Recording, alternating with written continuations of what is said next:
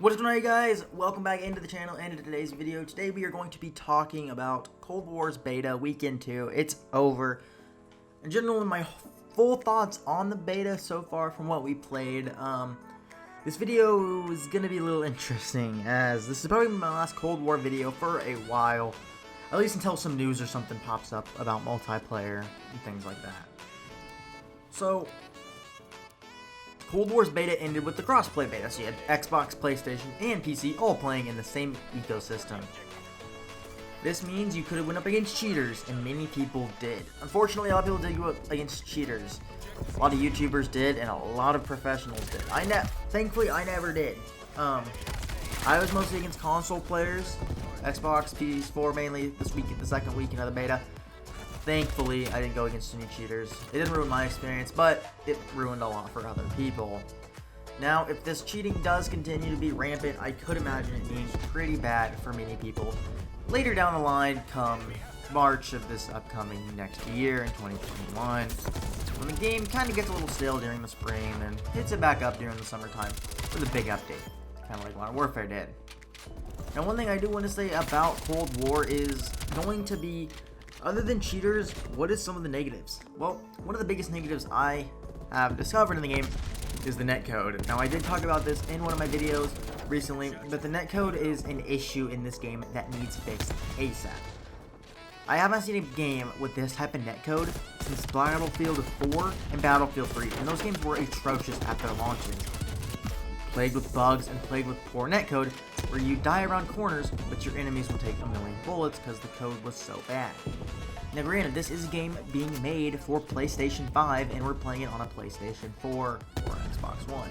PC, I don't know how it's going for you, hopefully it goes well for you. But this game is a next-gen title. It's not developed on PlayStation 4. That's why a lot of textures look poor. But that's still no excuse for a netcode, because on next generation of consoles, netcode was even worse there than on the PlayStation 3 on Battlefield 4 at release, and it made no sense. So that's definitely one of the biggest things. One of the other things is the lag spikes. Lag spikes is something that is going to be in the Call of Duty servers, not your own internet all the time.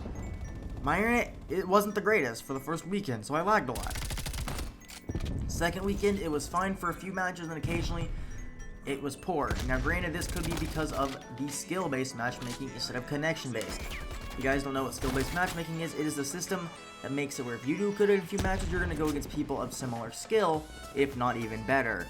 It prohibits good players and people who play the game and have done really well for long periods of time doing good in matches, but the casual people who maybe get 10-15 kills a game and get a decent amount of deaths will probably do pretty well in their matches. That is what incites people to do reverse boosting, and that is what you saw back in the alpha and even in weekend 1 of the beta.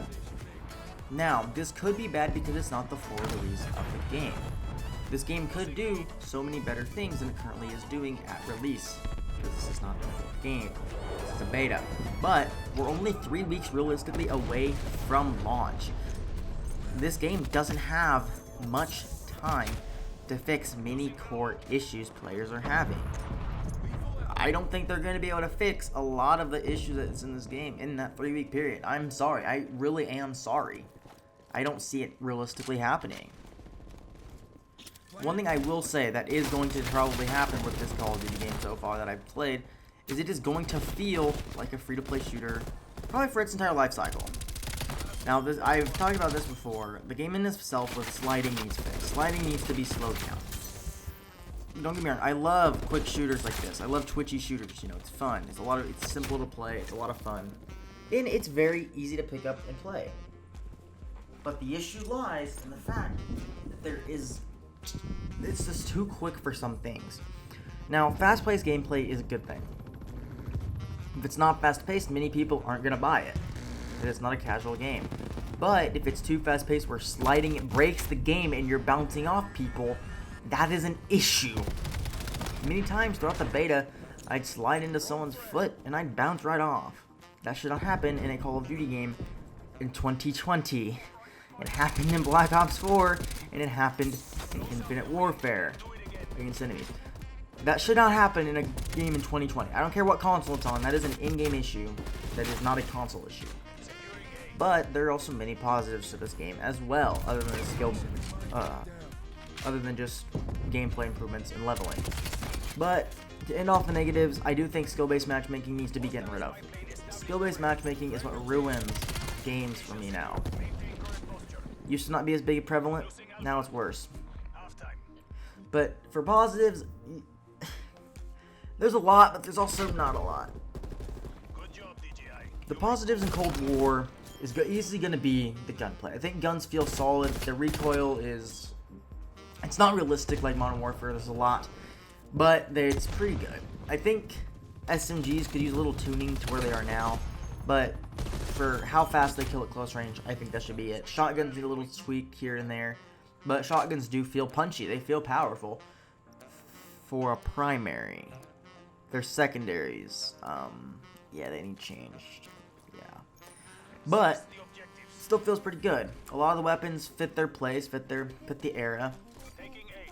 One thing I will say that does need changed from the beta to the main game and part of the weaponry is easily going to be how fast you rank up weapons. Ranking up weapons did not seem very quick at all. That could just be a beta issue, it could be a rank leveling issue, it could be a gunsmith issue, I'm not too sure. It just felt like guns took too long to level up. Now, one thing is going to be very specific for this beta. The beta in of itself was fun because you had many people playing it. A free game beta is going to have a lot more cheaters than the base game, because it's going to cost money. People can buy it. But if progression is slow, you're going to end off your main crowd because they're going to quit playing. At least you're hardcore, I know. Casuals may still play it. Casuals play Warzone to this day getting wins. I don't like Warzone, so I don't really know. Anybody in the comment section does play Warzone, let me know down in the comments. I'd love to hear your input on this issue with progression, in my opinion. I think progression is too slow. But the character progression is fucking great. I felt ranking up was satisfying. Ranking up to level 4 to get your weapons unlocked was satisfying. It felt quick. Ranking up to the max levels felt pretty quick. Weapons need tuned for ranking. But the character progression felt smooth. The attachments, what they look like, the way they work, felt great. The gunsmith new things where you can see the percentages for what the attachment actually does. Felt great. I think that's a great idea. Great improvement on what Modern Warfare had. Another thing the game did pretty well compared to Modern Warfare, in my personal opinion, so far is the colors. The game is fucking beautiful. Granted, it'll look even better on PS5. A lot of people said the game looks even better on PC. I can't wait to see what it looks like on next-gen consoles. On even 1080, I only use 1080, I don't have a 4K monitor or anything, but I'm excited to see what it looks like. One of the other things that I'm looking forward to that has been a big improvement over the beta weekend 1 to the beta weekend 2 is just the amount of score streaks that has been was added with the leveling up. I think that's great. But I do hope there's more score streaks in the beginning because there's not that many in the beta. I constantly was running artillery, napalm, UAV, or artillery, chopper gunner with a UAV, or UAV, napalm, and a chopper gunner. I never really gotten tac chopper realistically because the scores were very high. They did change that halfway through, so that did get tweaked. One of the other things that did change in the beta, that's a very good plus, in my opinion, that has never been in Call of Duty is the field of view slider. Now, I discussed this in my first video, in the settings video as well. Field of view is a major thing in a Call of Duty game. If you're wondering why I say this, this is why PC players have so much of an advantage over console players in Modern Warfare. They can see more than we can with the standard 80 to 60 field of view. Now, they've changed it where you can now go all the way to 120. I kept it around 115 to 103, somewhere in that middle range where it was pretty good, not too far, not too close.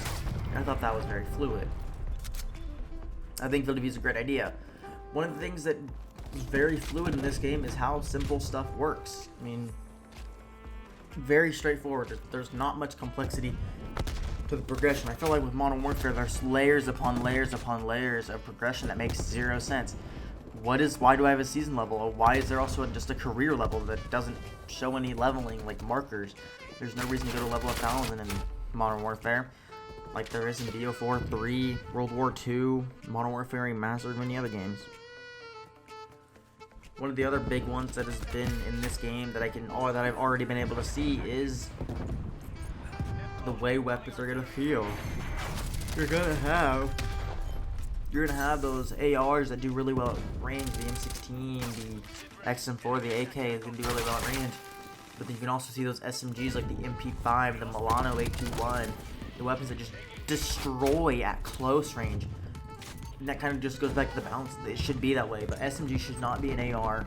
Shotguns should not be the SMGs if they're that powerful or maybe primary. One thing I will say about this game, though, from what I've experienced over the past 2 weekends, I do think that score streaks are better now than they were in the alpha and in the beta weekend 1 now, after the patch. I think score streaks need to take... especially the attack chopper, need to take a lot more time to take down, because you can spend 6 minutes getting one and then just get it shut down instantly. Something else I think needs fixed are some of the animations. It feels like enemies will slide around corners at Mach fucking a million.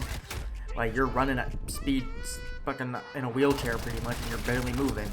It's very slow, it's very sluggish, it's very complex, it's very confusing, and I think that it's probably just a console issue realistically, where they might be able to change it with PS5 and they might be able to fix it later on. But that's one of the biggest issues I've seen people have, and I had it too. But I do want to know what you guys think. Get down in the comments below. I hope you guys did enjoy this other sit down video. I'm sorry I had no gameplays like using this setup, using that. I tried, I really did. Videos, like the audio just wasn't good. It wasn't synced very well. When I say synced, like the audio, the game was too loud or my microphone was too loud. I didn't want to have to upload that. I didn't feel like it was good enough, so I decided against edit. I edited the whole thing, rewatched it. Didn't feel right at all, in my personal opinion. But anyway, you guys think about the beta down below. If you guys enjoyed the video, let me know, and I will see you guys in the next one.